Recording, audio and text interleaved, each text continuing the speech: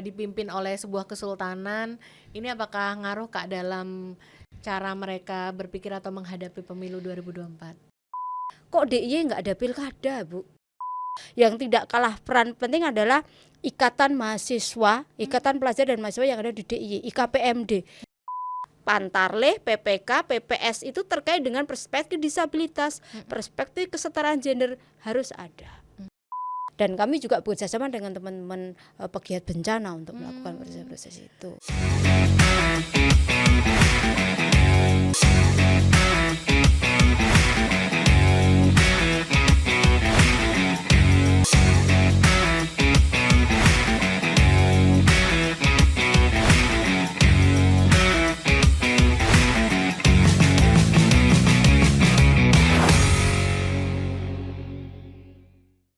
Hai teman pemilih, terima kasih ya sudah selalu setia bersama podcast KPU RI hanya di kanal YouTube Komisi Pemilihan Umum Republik Indonesia. Untuk episode hari ini ada saya Reni yang akan menjadi host dan kita kembali kedatangan tamu spesial yang sudah menyempatkan waktu untuk mampir ke studio podcast KPU RI.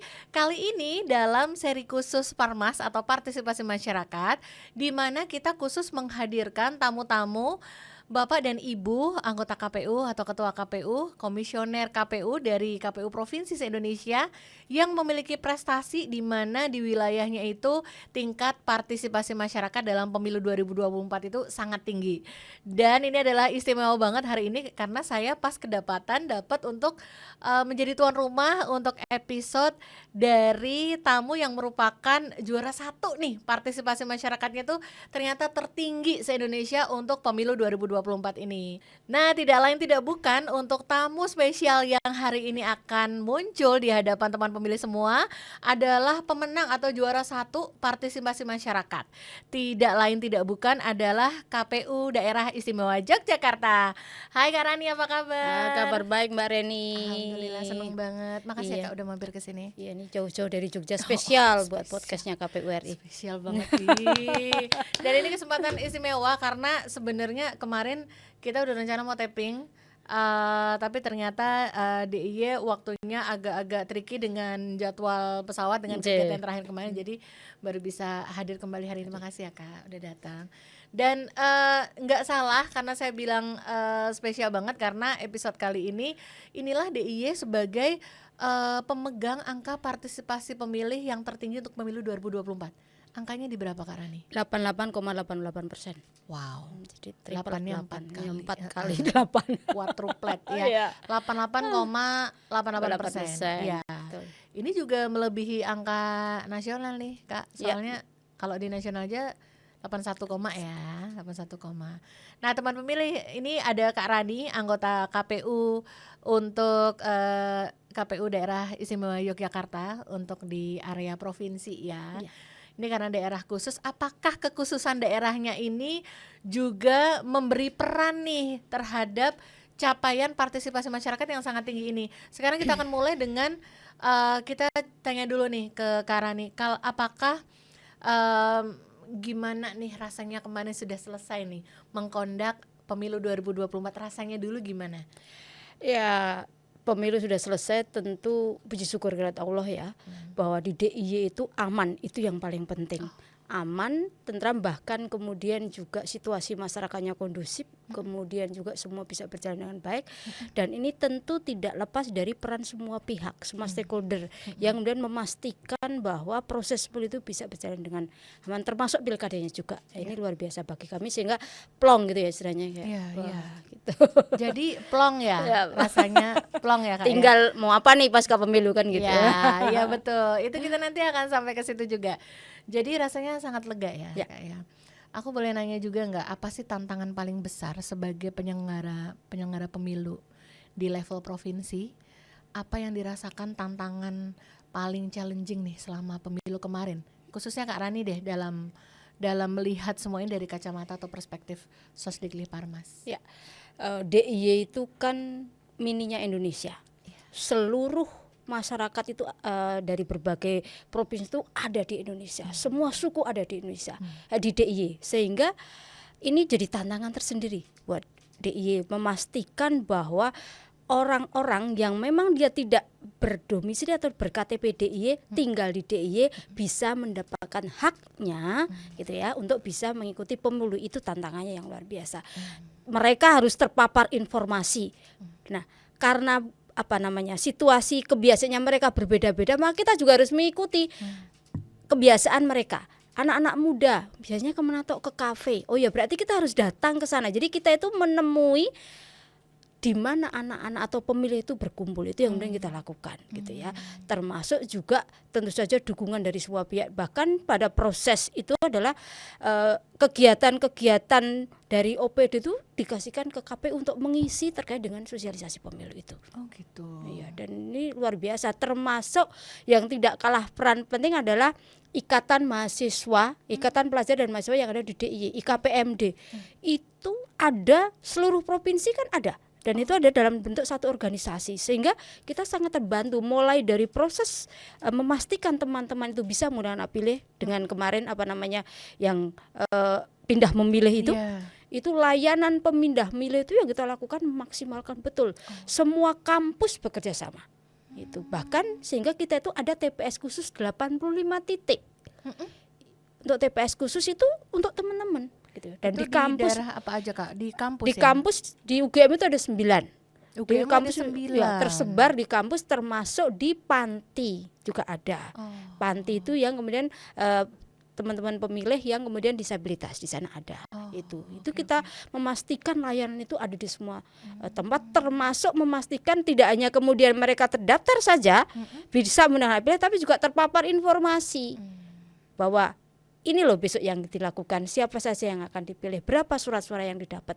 Itu memaksimalkan peran itu, termasuk bagaimana kemudian teman-teman di tingkat ad hoc kita di sampai level KPPS itu juga melakukan proses itu gitu ya. Nah, tantangan terberat memang kemudian bagaimana kita bisa mendesain, memastikan bahwa seluruh kawan-kawan masyarakat yang di Jogja itu terpapar informasi. Nah, Jogja tentu saja kalau dari sisi misalnya tingkat pendidikan, melek pendidikannya kan kita tertinggi ya. Nah, itu juga jadi tantangan, di satu sisi keuntungan, tapi di satu sisi juga sebagai bagian dari tantangan kita. Karena mereka bisa mendapatkan informasi yang mungkin jauh lebih cepat dari kita. Ya kan, mereka terpapar informasi, bisa mengakses informasi mungkin lebih cepat dari KPU sendiri. Sehingga kita harus lebih cepat juga memastikan bahwa mereka itu sadar bahwa proses demokrasi 5 tahun ini adalah tanggung jawab kita bersama. Tanggung jawab kita bersama, sehingga ya kemudian tadi radio kita sasar, kafe-kafe kemudian kita lakukan. Bahkan kemudian tadi kalau ditanya tantangan terberat ya bagaimana tadi informasi itu sampai ke mereka. Gitu ya. Informasi itu sampai, termasuk yang tidak kalah di Jogja itu juga tantangannya adalah banyak teman-teman, dan tantangan dan keuntungan bagi saya. Banyak orang-orang yang memperhatikan proses demokrasi atau proses pemilu. Karena di DIY adalah gudangnya teman-teman LSM atau NGO yang peduli pada proses demokrasi. Di satu sisi tantangan, di satu sisi adalah keuntungan. Berarti kan apa yang kita lakukan itu diperhatikan oleh banyak orang. Sehingga ketika kita belok sedikit aja, sudah, dan alhamdulillah itu tetap kita ada on the track. Nah, itu. Dan kemudian juga tantangan lainnya di tingkat provinsi memastikan meskipun cuma 5 kota kabupaten, tapi memastikan teman-teman itu kemudian mulai dari awal gitu ya, mulai dari bikin maskot, kemudian debat, semuanya itu tetap harus mempertimbangkan kaidah-kaidah, misalnya responsif gender, kesetaraan, isu-isu yang disampaikan atau dikemas itu juga representasi dari seluruh isu di masing-masing kota kabupaten. Itu kemudian yang menjadi kita mengawal sampai di sana. Sehingga dan event misalnya debat itu tidak hanya sekedar jadi debat di TV saja. Bagaimana kemudian itu bisa sampai ke bawah sehingga masyarakat terpapar informasi betul terkait dengan apa yang akan dilakukan oleh calon-calon, misalnya di proses pilkada gitu. Nah, itu yang sudah dilakukan. Nah, sehingga ketika proses bagaimana sosialisasi, yaitu betul-betul kita sampai di sana, Kak Reni. Nah, tantangannya itu di pemilu nasional semuanya berjalan dengan baik gitu ya. Adalah 1-2 gitu, ada beberapa protes misalnya gitu ya, soal maskot itu ada di kota Yogyakarta misalnya ada. Nah, itu bagian dari proses kita berterima kasih pada teman-teman memperhatikan kita. Kalau kita begitu, Orang ketika ada yang masyarakat memperhatikan kita, bertanya soal apa yang dilakukan, itu adalah bagian dari kecintaan mereka pada kita. Gitu. Bagian dari kepedulian dan itu Ya, untuk menjaga supaya menjaga. proses ini tetap berjalan sesuai Betul. tracknya ya Kak ya. Iya. Itu menarik banget loh, teman pemilih kita juga jadi sudah dapat gambaran nih tentang hal-hal atau pokok-pokok yang difokus oleh KPU DIY dalam menyasar nih pendidikan pemilih, pendidikan pemilu dan kemudian juga untuk mendorong partisipasi itu ada di mana. Berarti kalau untuk di DIY sendiri harus diakui, disadari dan faktanya adalah pemilih itu memang kebanyakan yang dari kalangan pelajar, pemilih pemula gitu ya Kak. Pemula, Kalau iya. secara statistik apakah seperti itu di DIY? Iya. Di DIY memang kemudian jumlah di pemilih pemula itu yang besar ya, termasuk juga pemilih yang tadi dari luar DIY itu besar. Dan di DIY itu kita juga punya wilayah yang itu rawan bencana. Oh iya. Itu kan juga mereka juga berhak ya mendapat terpapar informasi soal Iya, pemilu. Lah kita juga datang ke sana, bahkan kemudian sampai menyiapkan, ya alhamdulillah tidak terjadi. Ketika terjadi misalnya di lereng Merapi, apa yang dilakukan ketika nanti misalnya ada erupsi, TPS-nya mana, itu sudah kita disiapkan semuanya begitu. Jadi Nah itu dia juga ada mendapat plan B. dari sisi teknis antisipasi ketika terjadi bencana, termasuk bagian dari informasi apa yang akan dilakukan itu. Dan kami juga bekerjasama dengan teman-teman pegiat bencana untuk melakukan proses-proses itu. Jadi sudah sangat diantisipasi ya. Ini untuk menjaga banget udah ada plan B-nya. Kalau nanti amit-amit terjadi tetap menggunakan hak pilih di hari pemungutan suara ya. Ini menarik banget ya. Dan teman pemilih, saya pikir kalau teman pemilih juga tahu seperti apa karakteristik daerah istimewa Yogyakarta. Kalau teman-teman tahu hanya di kotanya, tapi juga ternyata di sepanjang daerahnya ada 5 kabupaten kota ya. Karania untuk seluruh daerah istimewa Yogyakarta ini mereka juga menyimpan kekhususan-kekhususan yang lain nih. Nah, kekhususan seperti apa kita akan tahu lebih banyak dari Kak Rani, anggota KPU daerah istimewa Yogyakarta, Kepala Divisi Sosdikli Parmas dan SDM. Jangan kemana-mana ya, tetap di podcast KPU RI hanya di kanal YouTube Komisi Pemilihan Umum Republik Indonesia.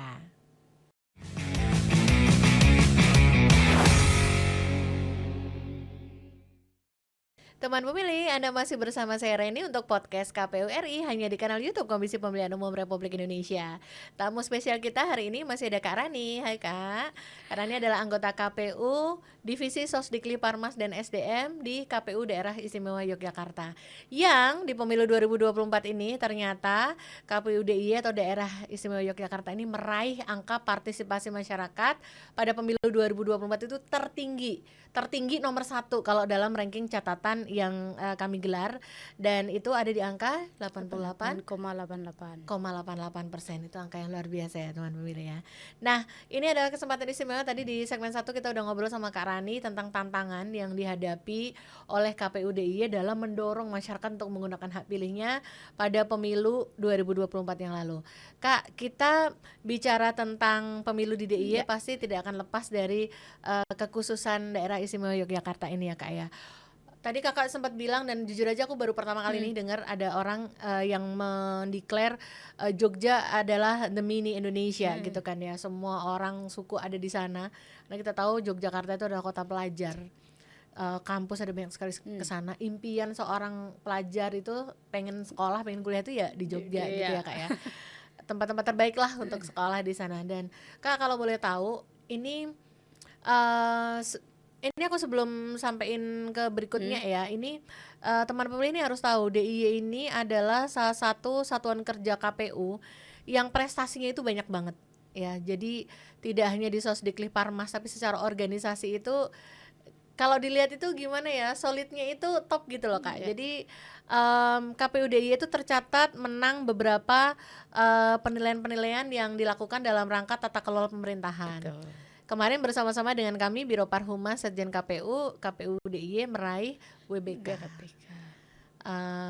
Dan itu prestasi yang luar biasa karena kalau di kalangan pengaudit sendiri itu untuk bisa meraih WBK itu susah banget gitu. Jadi ini bukan hanya itu, dalam beberapa penilaian tata kelola yang lain kami juga melibatkan daerah istimewa Yogyakarta sebagai sampling, dan itu semuanya juga menang ya Kak ya. Betul. Sebelumnya juga meraih beberapa penghargaan kan. Dengan Kementerian PNRB itu juga. Betul. Dengan PAN RB juga ada layanan publik ya. Iya, di bidang layanan publik, dan itu luar biasa sekali. Berarti kan ini adalah sinkronisasi tidak hanya pada eksekusinya tapi juga dalam tata kelola administrasinya. Sinkron gitu ya Kak ya. Selamat ya Kak ya. Terima kasih. Senang loh kayak ngeliat ini DIY menang terus gitu.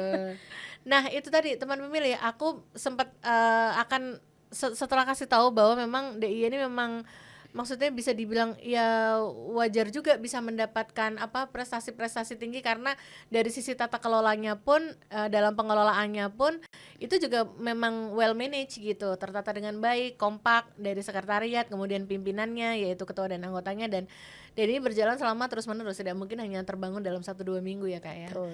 Nah kita nanti akan melihat nih bagaimana yang dilakukan oleh KPU DIY dalam terus melakukan tata kelola ini nih. Tapi sebelum kesana saya mau berangkat dulu dari pertanyaan Kak. Ini Kak Rani kan jadi komisioner di KPU juga bukan hanya kali ini ya. Sebelumnya juga sudah komisioner yang lain juga sebelumnya juga sudah menjadi penyelenggara. Betul. Ya. Kalau boleh disampaikan nih Kak, menjadi komisioner di Daerah Istimewa Yogyakarta, emang sebenarnya karakteristik masyarakat di Jogja itu kalau bisa digambarkan tuh kayak apa sih Kak? Ya. DIY itu ada 5 kota kabupaten yang semuanya memiliki karakteristik sendiri-sendiri. Kota Yogyakarta daerah urban, otomatis di situ banyak pendatang, dan kemudian di kota itu untuk tingkat pendidikan dia tertinggi, kemudian juga IPM-nya juga gitu ya. Sehingga karakteristik masyarakatnya kan berbeda. Dia sudah terpapar informasi cepat untuk bicara tentang akses informasi. Gunung Kidul beda lagi, daerah pegunungan, kemudian juga masyarakatnya banyak yang pedesaan, tentu berbeda dengan kota. Bantul juga sebagian di perkotaan gitu ya, sebagian di daerah juga yang kemudian pedesaan, beda juga karakteristiknya. Kulon Progo hari ini ada bandara, tentu juga berpengaruh pada situasi masyarakat di sana. Kemudian Sleman, nah Sleman itu sebagian besar wilayah perkotaan, tapi ada loh di sebagian yang kemudian lereng Gunung Merapi masih banyak. Nah, itu kemudian menentukan strategi apa yang kita pakai melihat situasi karakteristik masyarakat yang berbeda-beda tadi. Kemudian ketika bicara tentang di desa misalnya, kami pernah melakukan riset kecil terkait dengan sosialisasi KPU yang dilakukan. Apakah pernah mendapatkan sosialisasi dari KPU? Pertanyaan gitu. Warga menjawab tidak pernah. Loh, padahal tahu pemilu dari mana? Dari radio. Loh, radio itu kan juga dari kami sosialisasi. Ternyata sebagian masyarakat akan merasa sudah disosialisasi KPU ketika sudah bertemu dengan penyelenggara pemilu. Kalau lewat radio itu belum. Nah, bukan KPU. Itu radio. Radio, TV gitu. Sehingga strategi itu kita pakai untuk memaksimalkan badan ad hoc kami masuk ke semua pertemuan organik masyarakat. Pertemuan organik masyarakat di Yogyakarta itu masih ada yang namanya Dasawisma. Dasawisma itu 10 kepala 10 warga, 10 kepala keluarga ya. 10 kakak maksud saya. Kemudian RT, RW, kelurahan. Itu masuk semua itu. Ad hoc kita. Dan itu nebeng. 15 menit terakhir itu diberi waktu oleh pengurusnya untuk menyampaikan informasi pemilu. Itu masif, tiap bulan itu ada, karena saya juga Bu RT. Jadi itu harus masuk ke situ, dan itu kami minta reportnya. Daerah mana yang belum disasar. Itu teman-teman kota kabupaten itu selalu saya minta daerah mana. Saya selalu keliling ketika itu nggak mau ke kantor KPU, tapi saya langsung masuk ke desa-desa. Saya tanya, sudah pernah ada yang kesini belum KPU-nya? Belum. Saya langsung telepon, sini belum ada. Model-model gitu masih kita lakukan. Iya. Pertemuan warga itu misalnya apa Kak? Arisan Tadi di tingkat desa Wisma itu arisan. Iya. Kemudian di tingkat RT ya itu setiap bulan itu ada 5 aktivitas arisan dalam satu. Berarti kebanyakan yang perempuan dong Kak? Perempuan. Lah ya? bapak-bapak yang kemudian di pertemuan bapak-bapak kan ada RT. Kalau bapak-bapak tingkatnya RT. Gitu. Iya betul. Itu yang kemudian kita masuk di sana. Itu yang selalu kita lakukan, dan itu sudah menjadi kebiasaan bahwa setiap proses pemilu ibu-ibu itu atau bapak sudah nanti KPU mau ngomong loh ya. Misalnya itu yang datang PPS-nya. Itu nanti KPU mau menyampaikan informasi gitu. Dan itu ada di seluruh tahapan. Nah, itu harus masuk semua tahapan hari ini apa? Ad hoc misalnya, badan ad hoc misalnya. Ya itu sosialisasi terkait dengan penerimaan badan ad hoc itu harus sampai di sana. Iya, iya, iya. Jadi tidak menunggu di puncak-puncak tahapan tertentu, tapi di setiap Semua tahapan, bahkan dipastikan tahapan ya. krusial ya. Tahapan krusial itu kan ada di pendaftaran pemilih. Pendaftaran pemilih ini tahapan krusial menurut saya. Iya. Termasuk di teman-teman kelompok minoritas. Tahapan krusial di teman kelompok minoritas itu adalah ketika pendaftaran pemilih, karena disitulah kita sebagai penyelenggara pemilu memenuhi hak dasar dulu masuk di daftar pemilih. Iya. Nah, kalau kemudian dia sudah masuk hak dasarnya masuk di DPT, tinggal hak yang lainnya. Nah, dan itu tantangannya luar biasa melakukan proses pendaftaran di teman-teman disabilitas. Itu satu tantangan tersendiri. Ya, hambatannya banyak termasuk dari keluarga yang bersangkutan. Nah, masih itu ada ya. Nah, termasuk tidak kalah penting adalah perspektif dari petugas kita. Pantarleh, PPK, PPS itu terkait dengan perspektif disabilitas, perspektif kesetaraan gender harus ada. Karena dia ketika memperlakukan pemilih itu kan tidak boleh membedakan. Iya. Itu perspektif itu harus ada. Memastikan bahwa termasuk dalam penerimaan badan ad hoc. Ya, itu kami pastikan kota kabupaten. Iya. Betul. Itu. Ini dapat digambarkan ya, teman pemilih ini bukan pekerjaan yang mudah, apalagi memastikan semua orang terdaftar dalam daftar pemilih tetap, karena itu adalah hak dasar ya Kak ya, supaya nanti di tahapan-tahapan berikutnya sudah tinggal mengikuti, karena yang pertama harus dipastikan dulu orang yang akan memilih ini memang sudah terdaftar gitu. Itu yang penting, harus terregister terlebih dahulu. Dan ini tantangannya berada di dalam ranah memastikan semua orang sudah mendapatkan haknya itu, ya kayak dengan menggunakan segenap potensi yang kita punya, seperti misalnya badan ad hoc, ad hoc, termasuk pelibatan teman-teman pegiat. Untuk teman-teman pegiat disabilitas, saya minta begitu DPT yang kemudian ada masa sanggah itu kita ngundang teman-teman disabilitas untuk ngecek apakah teman-teman kelompok mereka itu sudah masuk situ belum, termasuk sudah sesuai dengan ragam disabilitasnya. Misalnya netra, ya dia masuk di kelompok netra. Karena kan itu akan berpengaruh pada fasilitas yang akan kita berikan. Termasuk akan berpengaruh pada metode sosialisasi yang akan kita lakukan. Iya betul. Dan ternyata tersinyalir banyak nggak sih Kak teman pemilih disabilitas di seluruh daerah DIY? Banyak banget. Kota ya, saja 30-an ribu. Luar biasa, 30-an ribu. Banyak ya. Dan tersebar di hampir semua TPS mungkin. Hampir semua TPS ada di Kulon Progo banyak. Iya. Gitu, kota juga banyak, Gunung Kidul juga banyak.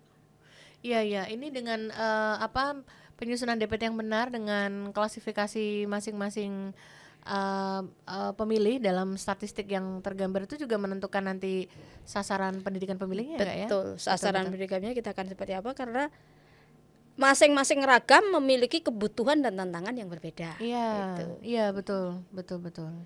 Menarik ya teman pemilih ya. Ini ternyata kalau ngelihat karakteristiknya pemilih di Jogja tuh seperti ini nih. Dan ternyata kalau teman pemilih semua, misalkan Anda yang melihat podcast ini juga seorang penyelenggara pemilu, baik itu KPU ataupun ad hoc, mungkin juga kemarin merasakan di saat pemilu 2024 kemarin tantangannya seperti apa nih di daerah kamu masing-masing. Boleh juga ya cerita-cerita dikit, spill di kolom komentar ya. Dan Karani, kita masih meneruskan tentang bagaimana KPU DIY menghadapi atau menghandle nih di daerah istimewa Yogyakarta supaya partisipasi masyarakat dalam pemilu tuh tinggi gitu. Kayaknya ngaruh nggak sih Kak dengan karakter masyarakat Jogja yang memang ada kekhususan di mana di sana itu kepala daerah di provinsi atau gubernur itu adalah sang raja. Kira-kira karakteristik di mana sebagian masyarakat adalah memang dipimpin oleh sebuah kesultanan, ini apakah ngaruh Kak dalam cara mereka berpikir atau menghadapi pemilu 2024? Kalau bagi saya sangat berpengaruh. Dimulai dari tadi peran-peran stakeholder tadi. Ketika kita sudah meminta bantuan ngerso dalam ya Pak Sultan untuk semua OPD membantu kami, kita itu sudah ada MOU dengan gubernur.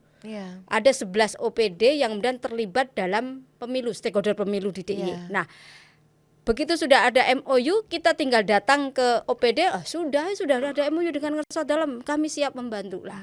Itu dari sisi keterlibatan pemerintah daerahnya. Nah, dari sisi masyarakatnya gitu ya, kita juga memakai selalu meminta Pak Sultan maksud saya di seluruh tahapan ini untuk memberikan himbauan kepada masyarakat. Misalnya di proses pendaftaran pemilih, proses coklit yang kita lakukan, Pantarlih kita memastikan bahwa harus bertemu langsung dengan Pak Sultan dan Bu Gusti Kanjeng Ratu Mas dan beserta keluarganya.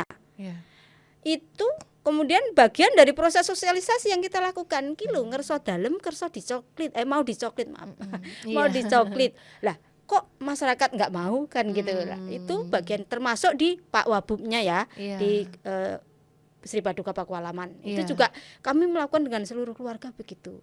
Nah, beliau kerso kemudian memberi himbauan kepada masyarakat DIY untuk ini tahapan ini monggo datang. Nanti kalau ada yang datang petugas kami dari KPU silahkan begitu. Itu mempan ya Kak? Alhamdulillah mempan. Nah, itu kan juga disebarkan tidak hanya medianya KPU, tapi juga medianya pemerintah daerah. Nah, dan itu di-link ke semua daerah, ke semua kota kabupaten. Tahapan yang lain kampanye, kami sowan, kita minta ya datang gitu untuk ada himbauan dari Pak Gubernur dan Pak Wabub untuk masyarakat dalam mengikuti kampanye yang tertib aman. Di tahapan pemberian undangan, nah itu kemudian himbauannya untuk menggunakan hak pilih gitu. Jadi tahapan itu kita pakai terus. Termasuk pada hari H itu OPD atau stakeholdernya termasuk Ngerso Dalem itu keliling untuk ngecek TPS bersama gitu. Dengan J. Nah, itu juga bagian dari apa ya? Ngaruhke ya kalau bahasa Jawa. Ngaruhke kepada masyarakat apakah sudah undang hak pilih atau belum, bagaimana tadi pelaksananya. Itu yang dilakukan. Gitu. Jadi sang raja pun juga berkenan untuk turun langsung gitu, nanyain, ngecek ke masyarakatnya. Dan ini kekhasan atau kekhususan yang dimiliki oleh Yogyakarta ini ya memang masih memiliki implikasi yang tinggi ya Kak ya, dalam masyarakat mau mendengarkan. Sang raja bertitah tentu saja rakyatnya juga akan mau mendengarkan himbauan-himbauannya ya. Kita tahu ya teman pemilih, Sri Sultan Hamengkubuwono X memang salah satu seorang yang sangat berpengaruh dan sangat dihormati, disegani, apalagi di lingkungan Yogyakarta sendiri ya Kak ya. Dan ini ternyata kekhususan yang tidak disia-siakan oleh KPU Daerah Istimewa Yogyakarta untuk terus bersinergi dengan pemerintah daerah. Dan juga seluruh elemen, tadi elemen NGO itu disebut berkali-kali sama Kak Rani. Dan jadi jangan jadikan mereka musuh, justru jadikan digandeng ya Kak ya. Bagaimanapun nanti mereka akan bisa membantu untuk dalam proses seperti mengawasi, yang ini belum loh, daerah sini belum selesai loh, daerah sini masih kurang loh gitu, akan membantu jadi kontrol ya Kak ya. Betul, itu kontrol yang luar biasa. Iya gitu. Luar biasa sekali teman pemilih, bagaimana KPU DIY diceritakan sama Kak Rani, anggota KPU Divisi Sosdikli Parmas SDM, merangkul seluruh pihak untuk bisa menguatkan agar sama-sama memiliki dorongan dan juga kontribusi yang besar dalam pemilu 2024 kemarin, saling mengawasi, saling mengingatkan, saling menjaga tentu saja ya Kak ya. Keren banget Kak, aku salut banget dengan kerja yang dilakukan KPU DIY. Dan Kak Rani dan juga teman pemilih, tadi kita sudah sempat singgung nih kalau Kak Rani dan juga 4 koleganya sebagai ketua dan anggota KPU DIY itu bukan orang baru dalam penyelenggaraan pemilu nih. Kak Rani sebelum ini memang di Komisi Informasi, tapi sebelum itu adalah komisioner di KPU Kota Yogyakarta ya. Dan koleganya Kak Rani yaitu ketua dan juga anggota KPU DIY yang lain itu juga sebelumnya adalah penyelenggara pemilu juga. Ada yang di provinsi atau di DIY dan juga ada di Kap Kota juga ya Kak ya. Ada. Nah, jadi bukan orang-orang baru nih. Aku boleh nanya dong Kak, dari perwakilan Kak Rani deh, mewakili seluruh kolega dalam satu KPU DIY. Apa yang dirasa paling berkesan dari pemilu 2024 ini Kak? Karena compare dengan pemilu-pemilu sebelumnya yang pernah dikondak atau pernah dialami, hal apa yang terasa melekat sebagai penyelenggara setelah menyelenggarakan pemilu 2024 ini? Ya, karena kan kami berlima komisioner itu sebenarnya sudah saling kenal. Jadi sudah bukan orang baru lagi. Begitu ketemu itu udah langsung klop gitu ya. Udah satu hati. Sudah hati. Jadi kolektif kolegial itu betul-betul kami terapkan gitu ya. Saling mengingatkan, termasuk kemudian ya ketika ada satu permasalahan, misalnya ada satu hal, ya itu kemudian langsung semuanya oke, ini yang harus dilakukan. Nah itu betul, misalnya ada beberapa peristiwa yang dilakukan soal misalnya kita juga tidak bisa, misalnya di Sleman sama Bantul pada waktu pelantikan Badan Hoc misalnya ada satu peristiwa yang viral itu yang ya. viral itu kemudian apa yang kami lakukan, kemudian kita ketemu dulu berlima, oke, bagi peran, dan ketua kita kuatkan, ketua masing-masing kota kabupaten kita kuatkan semuanya, kita minta ceritakan semuanya seperti apa kronologinya. Pak Sekretaris juga tidak tinggal diam ya, Pak Sekretaris sebenarnya dia dengan pasukannya juga melakukan hal yang sama, menguatkan. Yang penting itu kita ada bersama dengan mereka di saat mereka ada kejadian yang itu tentu sangat apa ya, teman-teman tertekan luar biasa ya. Di tengah tahapan yang begitu dan ada kejadian begitu, komentar dari publik yang begitu, ya itu teman-teman harus dikuatkan dulu. DI harus hadir di kawan-kawan, itu yang paling penting. Nah, Pak Sekretaris bersama dengan jajarannya begitu, kita juga melakukan proses itu. Nah, kemudian kalau ditanya yang paling susah, tentu semua persoalan kemarin ya kita tahu lah ya, di pemilu 2024 beberapa gejolak, dan itu sekali lagi kebersamaan kita yang membuat kita itu selalu mampu mengatasi persoalan. Meskipun kalau dibanding, syukur alhamdulillah, kalau dibanding dengan daerah lain, DIY relatif kecil kan begitu, gejolaknya ya kan relatif kecil, tetapi itu pun juga tidak lepas dari bagaimana kita berkomunikasi. Nah, yang sehingga pemilu 2024 itu bisa berjalan dengan baik gitu. Dan hal yang melekat kami, yang sangat berkesan kami ya tadi, pola komunikasi berlima dan berenam dengan Pak Sekretaris ini yang betul-betul bisa jalan. Jadi bisa mengerahkan ya, bisa mengorganisir setiap ada persoalan gitu. Misalnya persoalan terkait dengan misalnya penghentian proses rekap. Itu perintah dari KPU RI kan harus kami lakukan. Nah, itu teman-teman teknis menyampaikan, ya udah berarti kita bagi peran. Nah, langsung begitu.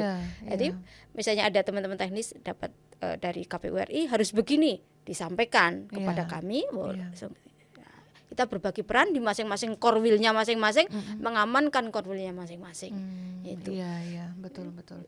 Nah, ternyata diawali dengan komunikasi yang kuat ya Kak ya, dan saling hadir, saling ada untuk satu sama lain. Ini ternyata pembawaan atau penataan organisasi yang kuat dari dalam seperti ini membawa pengaruh yang kuat juga, impactnya ke output kerja kita ya Kak ya. Jadi orang itu kan percaya kalau KPU-nya itu betul satu suara, terus rukun guyup dengan sekretariat, itu kan orang wah DIY gitu. Iya iya dong gitu ya.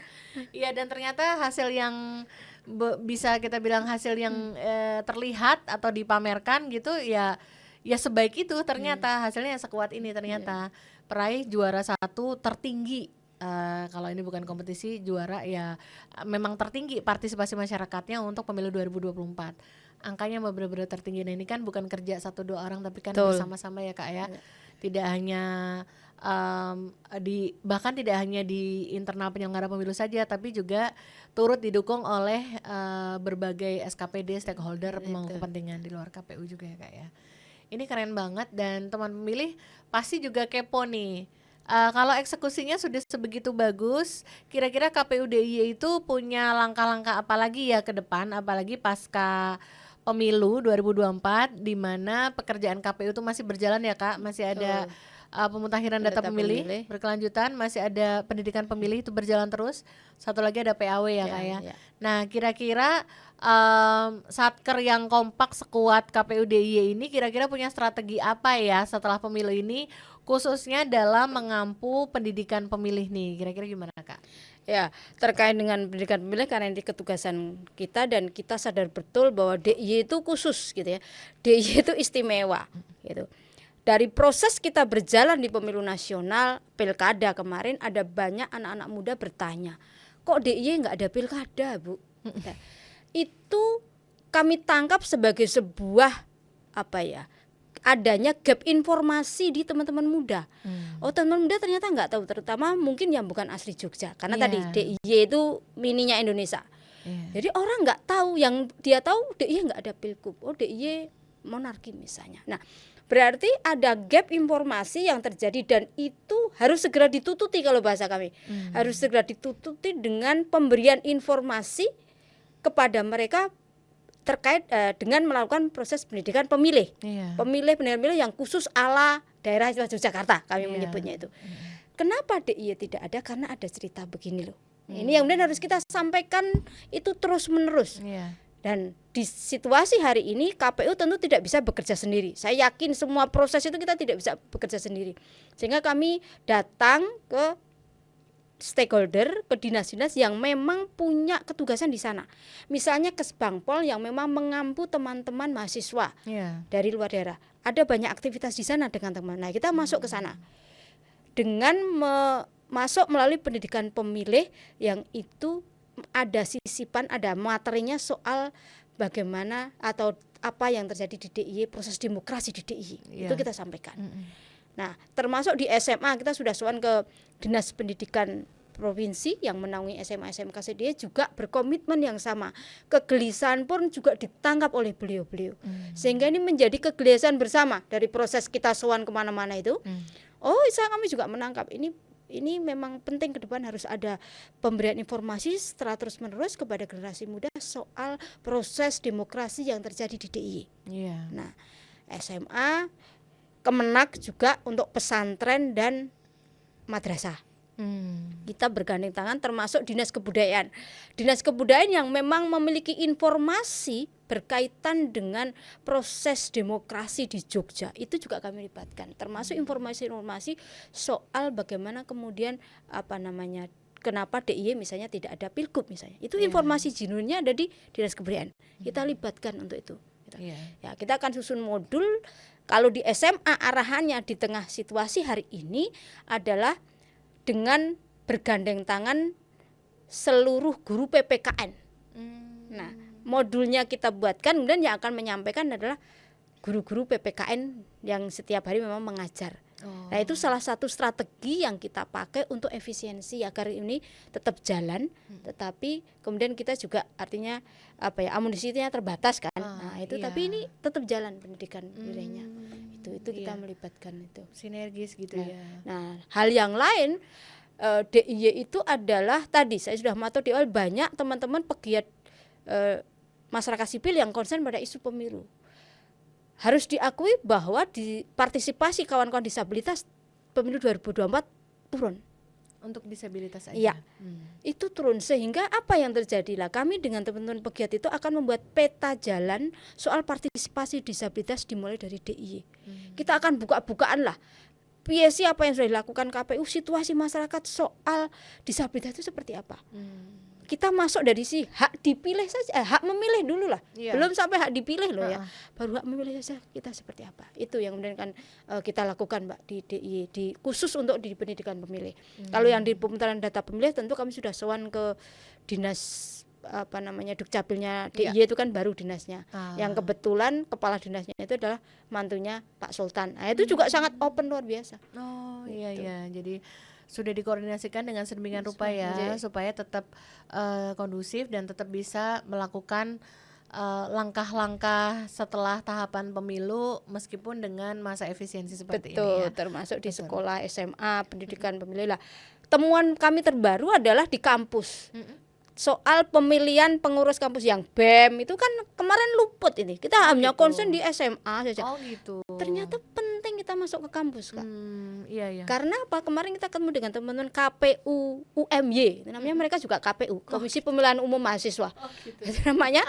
Lah itu yang dilakukan mereka soal pemilu sama persis yang kita lakukan. Sehingga butuh juga mereka terpapar informasi apa yang dilakukan.